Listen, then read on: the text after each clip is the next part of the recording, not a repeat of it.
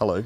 In this video, it's gonna be quite a laid-back one. I'm going to address a question that I've seen floating around the linguisticsy part of the internet, and also had directed at me a few times, which is the question of whether language is getting less complicated over time, and by extension, if language is getting less complicated and simpler over time, does that mean that language 20,000 years ago was really, really complicated? Surely there must have sort of been a point at which language was really simple and then it got complicated, and now it's becoming less complicated. And I think there are many observations that people might make that might lead them to this conclusion. So they might look at the way that, like, Dickens or Jane Austen write, and they might think modern colloquial English is in some way less complicated than that. Or they might look at Old English and they might think Old English had loads of inflectional morphology, it had loads of cases, grammatical cases that you had to stick very rigidly to. Old English was way more complicated than modern English. Or you could do the same thing with Spanish and classical Latin. Latin had more cases than modern Spanish does. Or, if you're quite into linguistics, you might look all the way back to Proto-Indo-European, which was spoken about 5,000 years ago, and is reconstructed by linguists because it's not written anywhere, as far as we know. And Proto-Indo-European, from the perspective of a modern English speaker, looks very complicated because it has a lot of inflectional morphology, it has a lot of cases, and the pronunciation also looks very complicated from a modern English speaker's perspective. Although we don't know exactly how all of the phonemes were pronounced, we have a pretty good idea that it had some quite complicated consonant clusters, so you could stack consonants on top of each other in quite, in ways that look quite jarring to a modern English speaker. But most of these things are just a matter of perspective. So really what it boils down to is that language, as a general rule, is not getting simpler over time, but it's changing, and,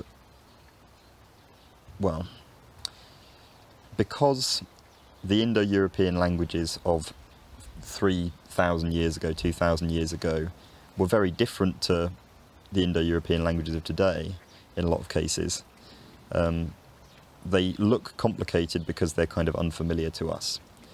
So if you're a speaker of a language that has a lot of inflectional morphology, like Polish or Lithuanian, maybe Proto-Indo-European inflectional morphology doesn't look quite as complicated.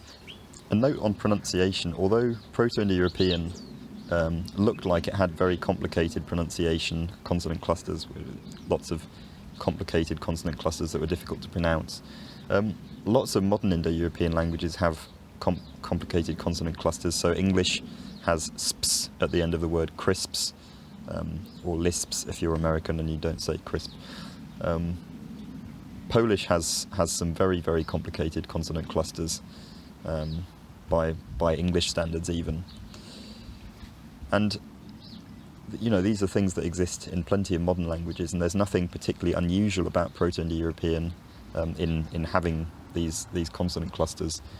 It also had, by a lot of people's reckoning, only 2 phonemic vowels, whereas English has sort of 11, 12, 13, plus, depending on your dialect. So in that respect, English has more internal complexity than Proto-Indo-European. I think the answer that a lot of people give, and it's a very good answer to the question of complexity, is that language is constantly changing just because speakers innovate new ways of talking, they innovate new pronunciations, sounds will drift over time in the way they're articulated.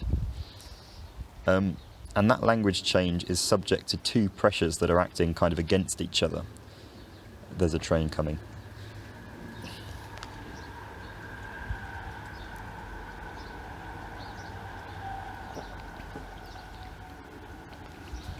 Yeah, language change is modulated by these 2 pressures that act against each other. And one of those pressures is how easy is it for the speaker to speak the language? So how easy is it for them to pronounce? How easy is it for them to construct grammatically correct sentences and things like that? How much brain power does it require? How mechanically difficult is it? So that's ease of production. And then on the other hand, you have ease of comprehension. How easy is it for the listener to hear the language and decode something meaningful from it? So if you look at it this way, from the perspective of the speaker, the most simple language that you could imagine would probably have maybe, I don't know, one phonemic vowel, which was and one phonemic consonant, which was t, and every word would just be t. So it would just be t, t, t, t, t, t, t, t, t, t, t, t, and that's really easy to say because you only have to have your tongue do a couple of things over and over again. You don't have to learn all these different articulations. Your tongue only has to do this one, these one or two movements. But if a listener were to hear you going t t t t t t t t t, they wouldn't be able to decode that. They wouldn't be able to get any meaningful.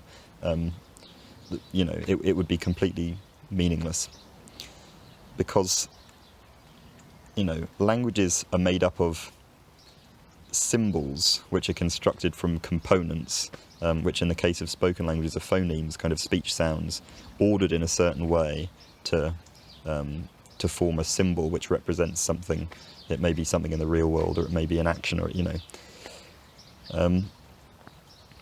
and if you only have two possible components, t and then you can't make that many unique words. And if you can't make that many unique words, then you can't really communicate, because if you say t, the person listening to you is not going to know whether you mean apple or bird or chair. There's no way of communicating with just two phonemes and that rigid a phonotactic structure, even though it would be easy for the speaker to pronounce.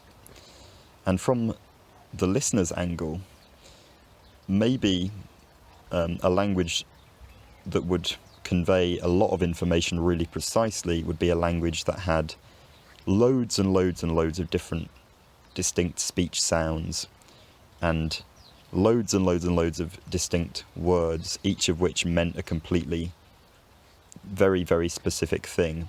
There were no homophones, there were no two words sound the same but mean different things. But if you had that many phonemes in your language, if every single inflected version of a word was completely different just to make sure that it didn't get confused with anything else, then the speaker would have a lot of work to do in keeping all of those things differentiated from each other, making sure they didn't confuse speech sounds with each other when they were speaking quickly and lazily. It would be very, very difficult for the speaker to keep up with. And in that situation, the speaker would naturally kind of slur their speech. When they were talking quickly, their tongue might take shortcuts. Certain sounds might merge together and become indistinct from each other. And the pronunciation of the language would get simpler and simpler. So you can see how these two forces can kind of have a little tug of war, whereby the language can get simpler in some ways, but then it has to compensate for that by getting more complicated in other ways. Train.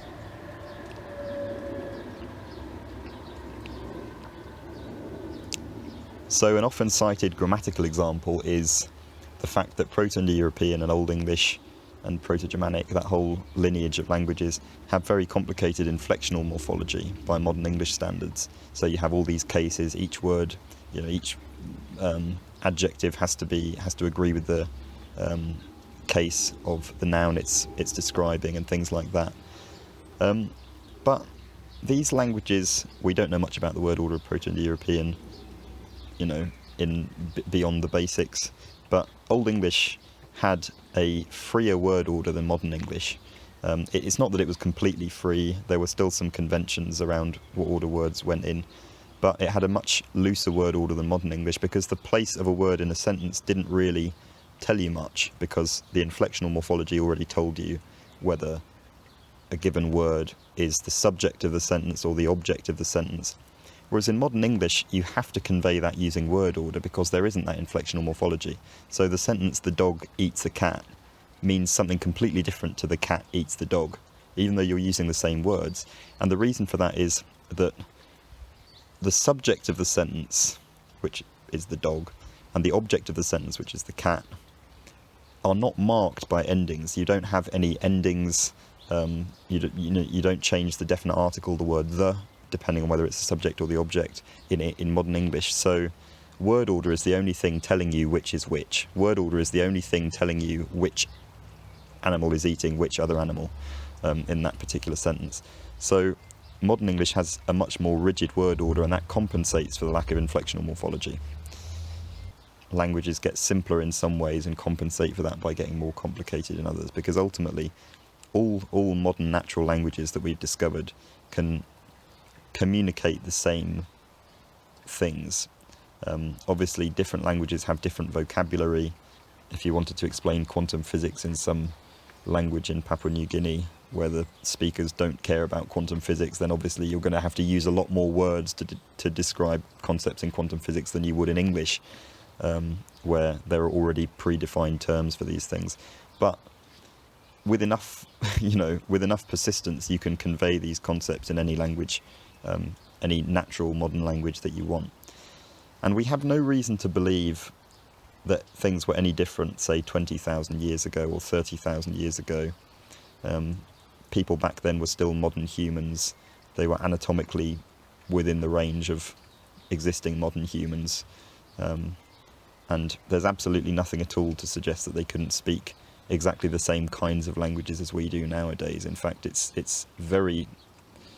I don't think anyone I know has ever suggested that they couldn't. Those languages may have had a lot of inflectional morphology. They may have been more analytic, like English is.